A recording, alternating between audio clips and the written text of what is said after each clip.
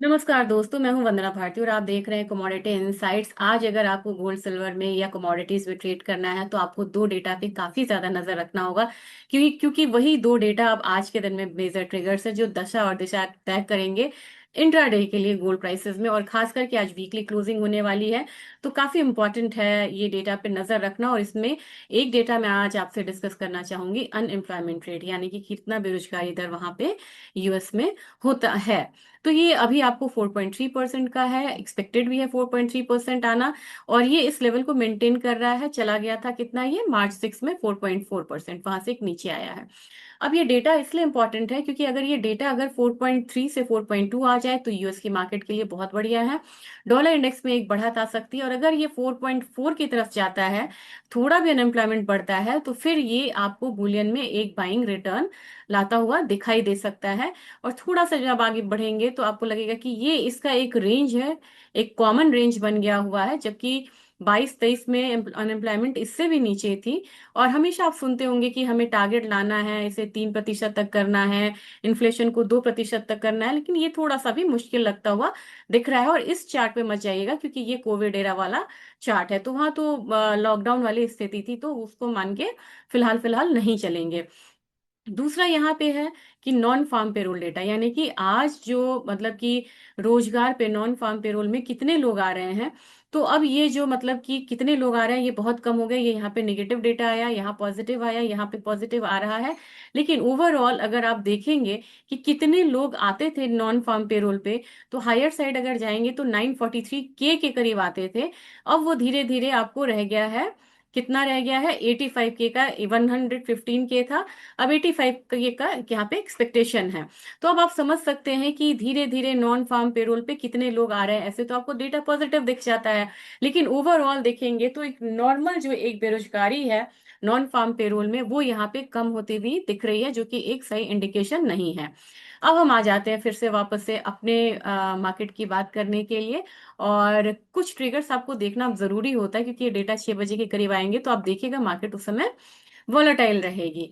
अब dollar index जिस तरीके का संकेत दे रहा है ना, ये मुझे लग रहा है कि ये डेटा आज वीक होके आएंगे। और 99.16 के करीब डॉलर इंडेक्स मुझे आता हुआ दिखाई दे रहा है। और बाद में जो जो भी प्रेशर आपको गोल्ड प्राइसेस से बनता हुआ दिख रहा है ना, ये यहाँ पे थोड़ा सा खत्म होता हुआ दिखेगा। कैसे मैं बोलूं, आज यहाँ पे आप थोड़ा सा इंट्राडे नहीं, आप थोड़ा सा डेली चार्ट देखिए। 3 दिनों से 450 वाला लेवल जो है वो आता है, और वहां से एक रिवर्सल जो है गोल्ड प्राइस देता हुआ जा रहा है इंटरनेशनल मार्केट में, और यहीं से वापसी होती है। आज की क्लोजिंग जो है ना बहुत इंपॉर्टेंट है, आज की क्लोजिंग 4500 से ऊपर होती है, तो फिर से यहाँ पे गोल्ड जो है वो संभलता हुआ दिखेगा। और अगर ये लेवल ब्रीच हुआ ना, तो फिर आपको एक डाउनसाइड लेवल की तैयारी करनी चाहिए, लेकिन मोस्ट प्रोबेबली इसको यहाँ पे मतलब कि ऊपर की साइड आता हुआ देख सकते हैं। तो इसलिए फिलहाल फिलहाल अगर आप चाहें तो पोजीशन को अवॉइड करें लेना, नए पोजीशंस को।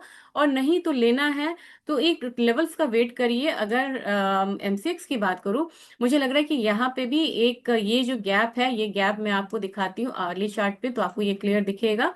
अर्ली चार्ट पे जैसे ही आप देखेंगे तो लगेगा कि ये गैप कवर करने के लिए कमोडिटी आ सकती है। थोड़ा सा वीकनेस है, वीकनेस आपको 1,58,000, 1,57,700 तक आएगा। लेकिन ये एक सपोर्ट रहेगा, तो जब तक इस सपोर्ट को ब्रीच ना करे 1,57,400 के करीब का, तब तक ये नहीं मानेंगे हम कि गोल्ड जो है फर्दर फॉल देखने को मिलेगा, क्योंकि यहाँ पे ये स्टेबल होता हुआ नजर आएगा। अब करना क्या है, करना है कि ये रेजिस्टेंस जब तोड़ता है ना 1,58,500, उससे ऊपर आए तो ही आप यहाँ पे बाइंग का सोचिएगा, नहीं तो अवॉइड करिएगा। उससे ऊपर आए तब मुझे लग रहा है कि नेक्स्ट यहाँ पे हम 1,59,300 का जाता हुआ देख सकते हैं। तो क्लियरली आज के दिन में बिल्कुल डाइसी ट्रेंड है, टेक्निकल देखना होगा। 1,58,500 से ऊपर आए तो ही आपको यहाँ पे बाइंग में जाना चाहिए। और कितने टारगेट के लिए, बहुत स्मॉल, 1,59,300 के लिए। अच्छा, अब आप सिल्वर जब आप यहाँ पे बनाते हैं, अच्छा आप लोग स्टॉप लॉस के लिए बोलते हैं, स्टॉप लॉस से आप मतलब कि जैसे मैंने 2 रुपए का टारगेट दिया, तो आप 1 रुपए 75 पैसे ऐसे आप यहाँ पे स्टॉप लॉस लगा सकते हैं। 1:2 नहीं तो 1:2.5 के करीब आप लगा लीजिए। और वो एक थंब रूल लेके फिलहाल चल सकते हैं, जिसमें बहुत कॉन्फिडेंट मैं होती हूँ, उसमें मैं 1:3 पे जाती हूँ। अब यहाँ पे सिल्वर को देखिएगा तो सिल्वर भी यहाँ से थोड़ी सी मतलब संभलती हुई नजर आ रही है, लेकिन ध्यान रहे यहाँ पे सिल्वर अगर $72.2 के करीब आती है यानी इससे नीचे की क्लोजिंग होती है तो थोड़ा सा ये मतलब जो है एक बेयरिश टेरिटरी की तरफ जाने की कोशिश करेगी। आज अगर रिवर्सल आता है और रिवर्सल के बाद हम लोग $73 भी आता हुआ देखते हैं ना, तो नेक्स्ट एक बार फिर से अपसाइड आता हुआ ये ऊपर में $75 तक जा सकता है। तो ये तो आवरली में भी आप देख रहे हैं ना कि बिल्कुल ही एकदम से टाइट रेंज में है, ये आवरली में दिखा रही हूँ, फिर ये हालत ऐसी है इसकी। तो अभी डेटा से पहले ये भी अभी जो है वो शांत बैठी हुई है।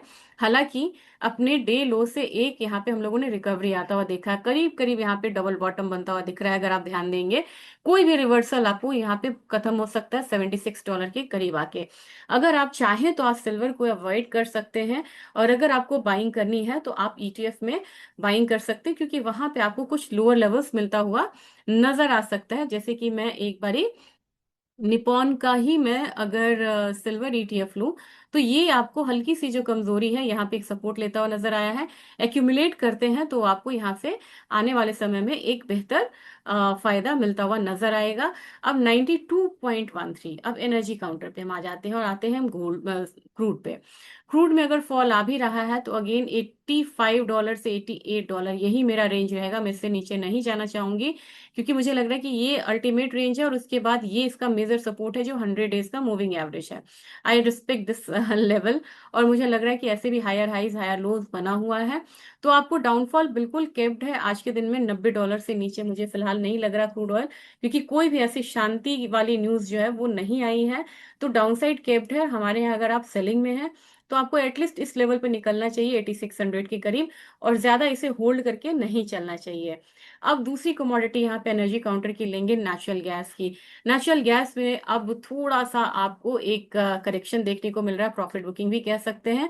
एमसीएक्स पे आपको नेक्स्ट जो लेवल बनेगा एक बढ़िया लेवल, ये देखिए कि कल एक बहुत बढ़िया बात हुई है।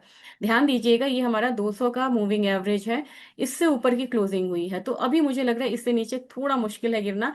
312 तक आता है तो आपको एक अच्छी बाइंग अपॉर्चुनिटी यहाँ पे फिर से मिलती हुई नजर आ सकती है। और मुझे लग रहा है कि अब ये वाला रेंज जो है ना होल्ड करना चाहिए नेचुरल गैस को। आज का दिन क्लियरली एक दबाव का, लेकिन दबाव का वेट करिए, लेकिन सेल कॉल लेके आपको इसको कैरी फॉरवर्ड करेंगे तो फिर आप ट्रैप हो जाएंगे। अब अगले हफ्ते आपकी पोजीशन फंस सकती है, क्योंकि मुझे लग रहा है निचले स्तर से इसमें फिर से बाइंग आती हुई नजर आएगी। एल्यूमिनियम में मॉर्निंग में ही मैंने कहा था कि अब इसमें सेल आएगा और बेयरिश ट्रेंड रहेगा। अभी मुझे लग रहा है थोड़ा सा अभी 382 तक भी नीचे की तरफ प्राइसेस आ सकता है। बेस मेटल काउंटर के लिए एक निगेटिव डे है आज के लिए। और सब जो है ना आप देखिए जिंक में और एल्यूमिनियम सेम पैटर्न है, ये 21 डेज का मूविंग एवरेज है, यहीं से भाग रही है ये कमोडिटी। तो इससे नीचे आए तभी आपको सेलिंग करना चाहिए, अदरवाइज अभी आपको वेट करना चाहिए। 384.5 से नीचे ही सेलिंग करें, अदरवाइज आप वेट करें, क्योंकि ये स्ट्रॉन्ग कमोडिटी है, रिवर्सल बड़ी जल्दी लेती है। जिंक की बात करेंगे, जिंक में भी यही राय रहेगी, 366 से नीचे आए तो ही सेल करें, नहीं तो हो सकता है कि इसमें भी शाम के सत्र आते आते हम एक रिवर्सल आता हुआ देखें। शानदार कमोडिटी रही है इस बार कॉपर, और कॉपर ने बहुत बढ़िया मूव दिया। 1387 का एक हाई लगा यहाँ पे इस हफ्ते में, जो कि यहाँ पे बनता हुआ नजर आया था। ये है आपको बुधवार का दिन, और बुधवार को 1387 वेंसडे को ये लगा, वहां से एक डाउनसाइड लेवल लिया। मुझे लग रहा है कि करेक्शन आके यहाँ पे 1350-47 का रेंज जो है वो मिलता हुआ नजर आएगा, वहां पे फिर से बाइंग बनेगी। तो कॉपर के लिए एक बाइंग का दिन। 1790 का लेवल मैंने दिया था यहाँ पे निकल में, और निकल जो है लो लगाया है 1789 का। तो अपना जो यहाँ पे नीचे का लक्ष्य था वो पूरा हुआ। यहाँ से अभी अब एक रिवर्सल जो है वो आता हुआ दिख सकता है। लेकिन अगर एग्री कमोडिटीज की बात करूं तो जीरा काउंटर हो या टर्मरिक हो, बहुत अराइवल प्रेशर है। टर्मरिक ने भले ही यहाँ से एक निचले स्तर से एक अपसाइड ले लिया है, रैली क्या कहेंगे इसे, लेकिन मुझे लग रहा है कि 16,000 पे आके रुकेगी, क्योंकि काफी ज्यादा यहाँ पे जो स्टॉक्स है जीरा में भी बढ़ता हुआ नजर आ रहा है। तो अभी फिलहाल 19,600 ये जो रेंज है यहीं तक आके किसी भी बाइंग में जीरा यहाँ पे रुक सकती है, जबकि डाउन साइड इसका जो है वो 18,700 है। फिलहाल कुछ करने का इसमें लेवल नहीं बन रहा है। अगर आपको बाइंग में जाना है तो 19,100 का वेट करना चाहिए, वो आए तब आपको 19,500 के लिए यहाँ पे बाइंग करनी चाहिए। धनिया एक अच्छी कमोडिटी फिलहाल फिलहाल लग रही है, क्यों आप बोलेंगे, क्योंकि धनिया में स्टॉक कम है आपको पता है, और नीड बेस्ड बाइंग भी यहाँ पे हो ही रही है। और ये लेवल यहाँ पे इसने एक अपसाइड लिया है। तो मुझे लग रहा है कि 12,800 तक धनिया जो है वो आता हुआ दिखेगा, जबकि कार्डमम में एक फॉल आती है, तो कार्डमम आपको 2733 तक रहेगा। आज के दिन में एक अच्छा रिवर्सल आपको दिख सकता है। बाकी को छोड़िए, हम ग्वारसीड की बात करेंगे। मुझे लग रहा है कि 11,500 के करीब आपको ग्वारगम आ सकता है आने वाले समय में। और ग्वारसीड भले ही आपको भी रेड कैंडल बना रहा है, लेकिन मुझे लग रहा है कि 6,000 तक आपको ग्वारसीड नजर आएगी थोड़े ही दिनों में। तो ये आज का अपडेट था। मैं कोशिश करूंगी डब्ल्यूजीसी की रिपोर्ट आई है आपके साथ शेयर करने की, क्योंकि उसमें आपको गोल्ड की फिजिकल मार्केट, ईटीएफ मार्केट, सब की यहाँ पर राय मिलती हुई नजर आएगी। और नॉइजेस को फिल्टर करिए, और जो डब्ल्यूजीसी जो ऑथेंटिक रिपोर्ट्स बोलते हैं उन पे बेस्ड होकर अपनी ट्रेडिंग स्ट्रैटेजीज या निवेश को यहाँ पे बनाइए, ताकि आपकी जो पोर्टफोलियो, ना तो आपको यहाँ पे इसमें जाना चाहिए कि गोल्ड $8,000 चला जाएगा, ना तो आप ये बात सोचिए कि गोल्ड 3,000 जाएगा, क्योंकि 1 लाख आना और 3 लाख गोल्ड का आना, मुझे दोनों ही अभी दूर की कौड़ी लग रही है। तो जो जेन्यून लेवल्स है और शॉर्ट टर्म पे ध्यान रख रख के आप यहाँ पे काम करिए, और तभी आप यहाँ पे मतलब शॉर्ट टर्म ट्रेड से निकल सकते हैं। नहीं तो जो हमारा शॉर्ट टर्म ट्रेड है वो हमारा कन्वर्ट हो जाता है पोजिशनल ट्रेड में, अगर आप ये बात ध्यान में रखें तो। और नेचुरल गैस में एक चीज और मैं ध्यान दे रही हूँ। नेचुरल गैस में अभी जो मैं आपको मतलब ट्रेड मतलब कि जैसे ट्रेंड बताती हूँ, तो अभी ये बिल्कुल फ्लैट है। मार्जिन्स कम होते हैं, तो कम एक्सपेंसेस कम रिस्क के साथ उसमें हम ट्रेड करते हैं, अच्छा मुनाफा हमें होता है। लेकिन ऐसे ही हम किसी बहुत वोलेटाइल कमोडिटी में काम करते हुए नजर आएंगे, तो आप उसमें एक्सपेंसेस ज्यादा होते हैं और वोलेटिलिटी ज्यादा होती है, रिस्क फैक्टर ज्यादा होता है। तो कोशिश कर रही हूँ ऐसे समय में ऐसी कमोडिटीज में आपको निवेश कराना जिसमें कि वोलेटिलिटी कम हो और मतलब रिस्क फैक्टर वहां पे कम मिलता हुआ नजर आए। तो अगर वीडियो अच्छा लगा हो तो ज्यादा से ज्यादा शेयर जरूर करिएगा। Thank you.